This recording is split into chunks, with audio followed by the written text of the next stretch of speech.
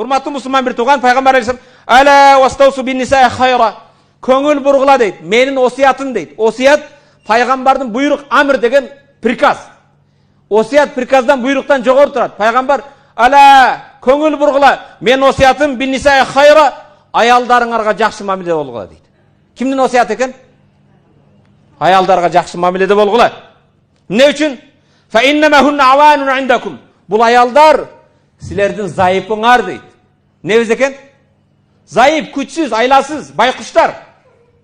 Урматтуу мусулман бир тууганым, пайгамбар алейхиссалам, мана азыр ар бир ойлойбуз да. Айша небиз, а? Кимдин кызы? Пайгамбарга айтат: "Я Расулалла, эң сүйгөн адамыңыз ким?" десе, Айша дейт. Ким дейт? Сиздердин эң сүйгөн адамыңыздар азыр айтып койгула өзүңөрдө. Ким? Билесиңер да эми? Пайгамбар айтты Айша дейт. Эркектер тенчи десе, атасы дейт. А биз не кылабыз? Senikler keldi deydi. Al senin ata enеңди атам энем деп кызматын кылат го. Сен эмне үчүн аларды келсе senikler дейсиң? Пайгамбар алейхиссалам Айшаны жакшы көрөм, эркектерден анын атасын жакшы көрөм дейт.